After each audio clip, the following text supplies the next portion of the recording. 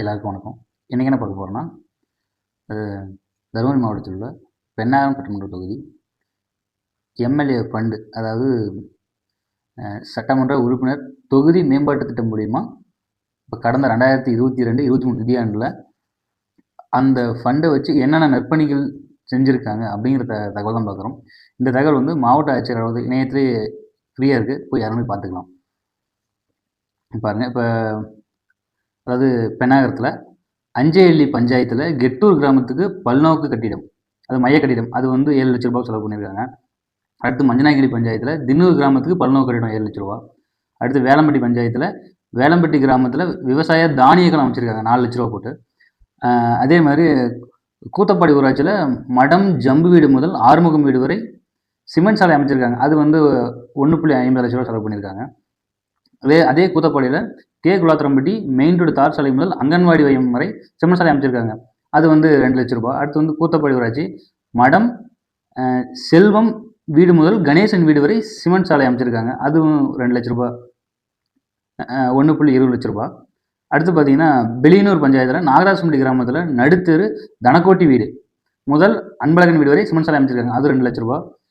அடுத்து வந்து அரக்காசனல்லி பஞ்சாயத்தில் அரக்காசனல்லி முனியப்பன் கோவில் அருகில் ஆழ்துணை கிணறு போர் போட்டிருக்காங்க, போர் போட்டு கைப்பம்பு வச்சுருக்காங்க, அது வந்து 1,10,000 ரூபா. அடுத்து பென்னாகரம் பேரூராட்சியில் டவுனில் 1வது வார்டில் வந்து நீர்குந்தி முன்னாள் கவுன்சிலர் மாது வீடு அருகில் மின்கம்பம் மற்றும் மின் விளக்கு பொருத்திருக்காங்க, அது வந்து ஒரு 21,500 ரூபா.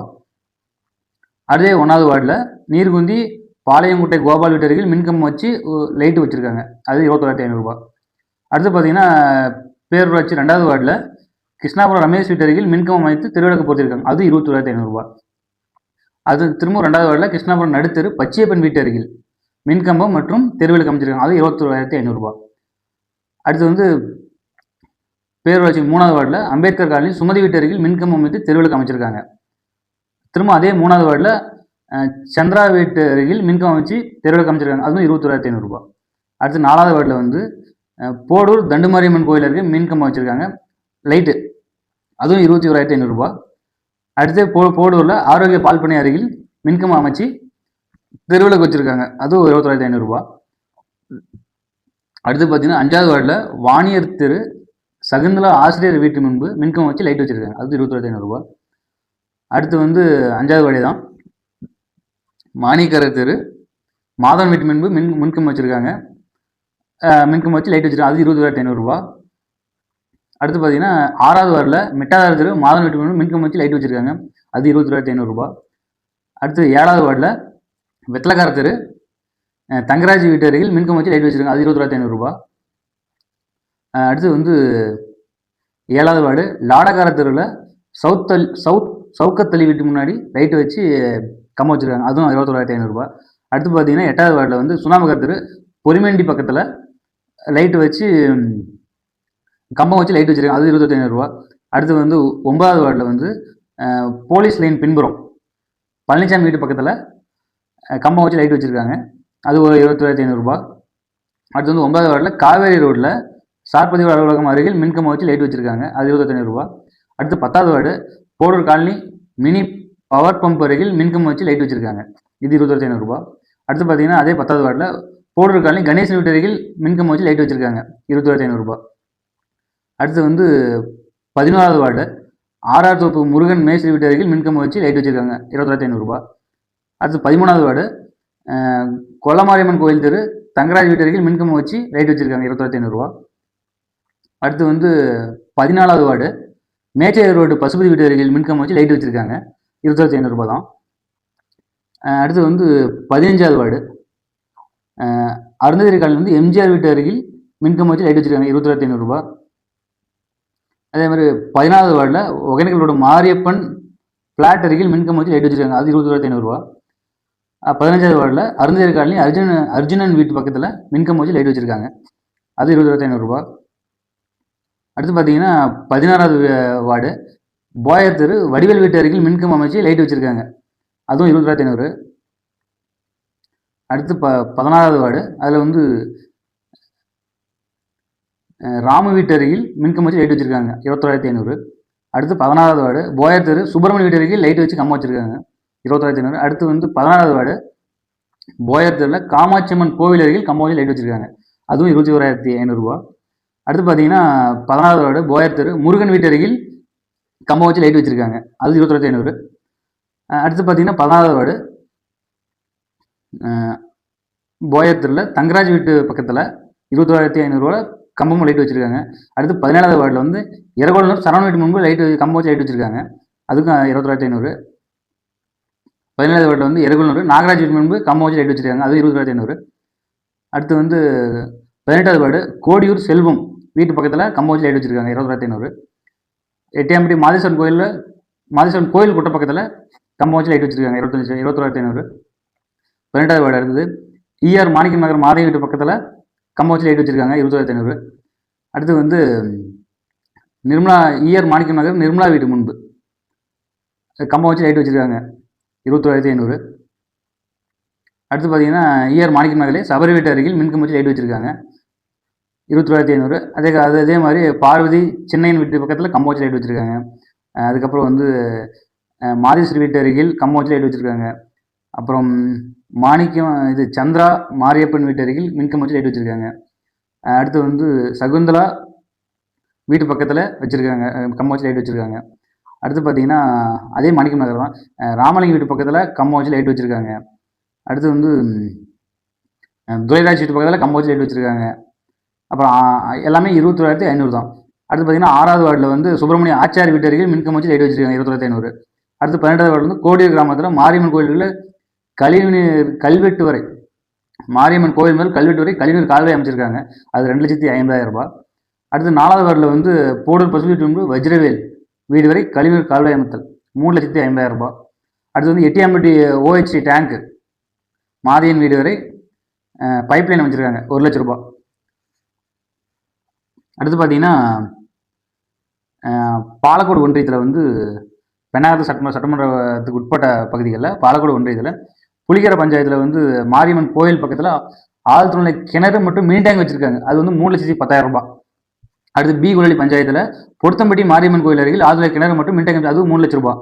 அடுத்து பூகானல்லி ஊராட்சியில் பொம்மரசு கிராமத்தில் பல்நோக்கு மேகட்டம் 7,00,000 ரூபாய். அடுத்து பார்த்தீங்கன்னா கமலாப்பட்டி ஊராட்சியில் வந்து ஜெட்டியலி கிராமத்தில் அங்கே பல்நோக்கு மையம் 7,00,000 ரூபாய். அடுத்து மோதுகுழலி அரசு துவக்கப்பள்ளி அருகில் ஆழ்துளை கிணறு மற்றும் மின்டேங்க், அது ஒரு 3,00,000 ரூபாய். அடுத்து வந்து செல்லியம்பட்டியில் சங்கம்பட்டி கிராமத்தில் பல்நோக்கு மையம் ஒரு 7,00,000 ரூபாய். அடுத்து செக்கோடியில் தருமபுரி மெயின் ரோடு சமத்துவபுர பயணியர் நிழற்கூடம் அமைச்சிருக்காங்க, அது ஒரு 6,00,000 ரூபாய். அடுத்து பாடி ஊராட்சியில் சின்ன சவலூர் மாரியம்மன் கோயில் அருகில் ஃபேர் பிளாக் கல் போட்டு அமைச்சிருக்காங்க, அது ஒரு 4,00,000 ரூபாய். அடுத்து வந்து பூமாண்டலி பஞ்சாயத்தில் கோடியூர் சென்றாயம்பட்டி கடுகாப்பட்டி கொட்டாயிலிருந்து மினி டேங்க் குடிநீர் பைப்லைன் அமைத்தல் FHT C12 ஒரு 75,000 ரூபாய். அப்புறம் மல்லிக்குட்டை ஊராட்சியில் வந்து போத்தவரம் கிராமத்துக்கு பல்நோக்கு கட்டிடம் 7,00,000 ரூபாய். பேகாரளியில் வந்து பஸ் நிறுத்தம் இருக்கு பயணியர் நெல்கூட அமைத்தல் 5,00,000 ரூபாய். அடுத்து காலப்பள்ளி ஊராட்சியில் காலப்பள்ளி கிராமத்துக்கு பல்நோக்கு கட்டிடம் 7,00,000 ரூபாய். சுஞ்சல்நத்தம் ஊராட்சி இது வந்து ஏரியல் ஒன்றியம். சுஞ்சல்நத்தம் ஊராட்சியில் காமராஜ்பேட்டை கிராமத்தில் பல்நோக்கு கட்டிடம் 7,00,000 ரூபாய். அடுத்து வந்து சுஞ்சல்நத்தம் ஊராட்சி பட்டக்காரங்கோட்டை கிராமத்துக்கு பல்நோக்கு கட்டிடம் 7,00,000 ரூபாய். அடுத்து ராமகுண்டலி பஞ்சாயத்தில் புதுநாகமர திருப்பதி வீடு அருகில் தோக்கப்பள்ளி அருகில் சிமெண்ட் சாலை அமைத்தல் 2,50,000 ரூபாய். எத்தனை மீட்டர்னு குறிப்பிடல. அடுத்து ராமகுண்டலில் வந்து மலையனூர் மாரிமுத்து வீடு முதல் தங்கமணி வீடு வரை சிமெண்ட் சாலை அமைத்தல் 2,00,000 ரூபாய். அப்புறம் நாகமர ஊராட்சியில் கருங்காலிமலை கிராமத்தில் பல்நோக்கு மைய கட்டிடம் அமைச்சிருக்காங்க, அது ஒரு 7,00,000 ரூபாய். அடுத்து பார்த்தீங்கன்னா நாகமர ஊராட்சியிலேயே ஒட்டனூரில் பல்நோக்கு மைய கட்டிடம் 7,00,000 ரூபாய். அடுத்து மஞ்சாரளி பஞ்சாயத்தில் மஞ்சாரப்பட்டி கிராமத்தில் பல்நோக்கு மைய கட்டிடம், அதுவும் 7,00,000 ரூபாய். அடுத்து கனிநெல்லி பஞ்சாயத்தில் அத்திமலூர் முத்துசாமி வீடு முதல் மாரியம்மன் கோயிலில் சிமெண்ட் சாலை அமைச்சிருக்காங்க, எத்தனை மீட்டர்னு குறிப்பிடல, 1,50,000 ரூபாய். அப்புறம் அதே கனிநெல்லியில் வந்து வெள்ளமன்காடு முருகன் வீடு முதல் சங்கர் வீடு வரை சிமெண்ட் சாலை அமைச்சிருக்காங்க, அது வந்து 2,00,000 ரூபாய். அது பெரும்பாலை பஞ்சாயத்தில் சாமத்தால் கிராமத்தில் அங்கேயும் பல்நோக்கு மைய கட்டினா இதில் ரேஷன் கடை இருப்பு பொருள் வைக்கிறது தான், 7,00,000 ரூபாய். அது வந்து கோடியலி பஞ்சாயத்தில் டீ கடை அன்பு வீடு முதல் சிமெண்ட் சாலை அமைத்தல், டீ கடை அன்பு வீடு அருகில் சிமெண்ட் சாலை அமைச்சிருக்காங்க, அது வந்து 1,00,000 ரூபாய். அப்புறம் அஜ்ஜனஹள்ளி ஊராட்சி கொட்டத்தண்டக்காடு கிராமத்தில் பல்நோக்கு மைய கட்டிருக்காங்க, அது வந்து 7,00,000 ரூபாய். அடுத்து பார்த்தீங்கன்னா தொன்னக்குடி பஞ்சாயத்தில் அத்திமரத்தூர் அரசு உயர்நிலைப்பள்ளியில் சிமெண்ட் சாலை மற்றும் மினி டேங்க் அமைத்தல் 2,50,000. தொன்னக்குடியில் மேட்டூர்கோட்டை மணசனஹள்ளி பெரிய மாரியம்மன் கோயில் அருகே குடிநீர் பைப்லைன் மற்றும் மினி டேங்க் அமைத்தல் 1,00,000 ரூபாய். தொண்டக்குடியில் சீலநாயக்கனூர் சம்பத் வீடு முதல் மாயவன் வீடு வரை சிமெண்ட் சாலை அமைத்தல் 2,00,000 ரூபாய். மீட்டர் எத்தனை மீட்டர்னு குறிப்பிடல. அதே மாதிரி அஜ்னல்லியில் பெரிய வெத்தலாபுரம் மெயின் சாலை முதல் சிவி மாது வீடு வரை தாசாலை அமைத்தல் 16,00,000 ரூபாய். கூக்கூடமருதி ஊராட்சி வந்து நாயக்கனூர் கிராமத்தில் பல்நோக்குமை கட்டிடம் 7,00,000 ரூபாய். சத்யநாதபுரம் ஊராட்சியில் ஆனைக்கல்நூர் கிராமத்தில் பல்நோக்குமை கட்டிடம் 7,00,000 ரூபாய். அடுத்து வட்டுவநல்லி பவளந்தூர் கிராமத்துக்கு பல்நோக்குமை கட்டிடம் 7,00,000 ரூபாய். அடுத்து பிக்கிலி பஞ்சாயத்தில் புதுக்கிழமை கிராமத்துக்கு பல்நோக்குமை கட்டிடம் 7,00,000 ரூபாய். அடுத்து வந்து பனைக்குளம் கிராமத்தில் நாகமரத்து பழத்துக்கு பல்நோக்குமை கட்டிடம் 7,00,000 ரூபாய். அடுத்து வேப்பள்ளி பஞ்சாயத்தில் நல்லப்ப நாயக்கநல்லி கிராமத்தில் பல்நோக்குமை கட்டிடம் 7,00,000 ரூபாய். அடுத்து ஆச்சாரள்ளி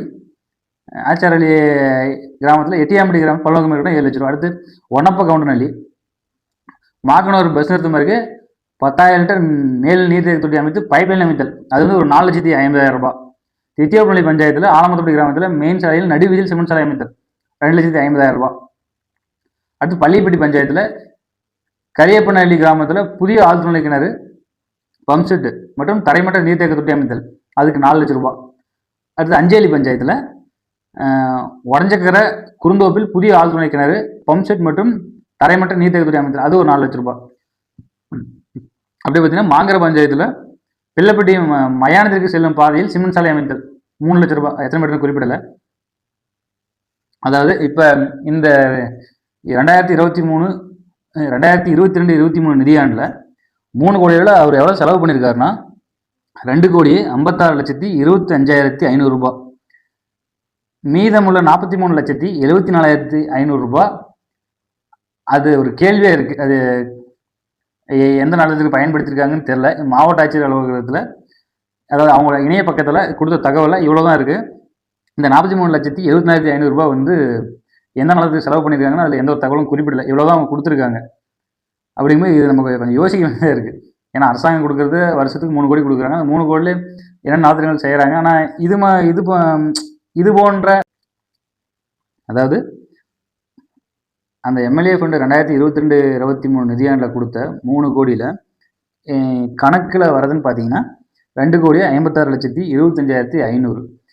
மிச்சம் உள்ள 43,74,500 வந்து அது கணக்கில் இல்லை. அது எந்த நிலத்துக்கு பயன்படுத்துகிறாங்கன்னு தெரியல. ஆனால் அந்த இணைய பக்கத்தில் எதுவும் பதிவேற்றம் பண்ணாமல் படலை. அப்படிங்கும்போது இது ஒரு கேள்வியாக இருக்குது. அது எங்கேங்கிற ஒரு கேள்வி தான் இருக்குது. பார்க்குற மக்கள் தான் யோசிக்கணும். என்னடா இது இவ்வளோ பெரிய அமௌண்ட்டு. அது இது வந்து மக்கள் காசு.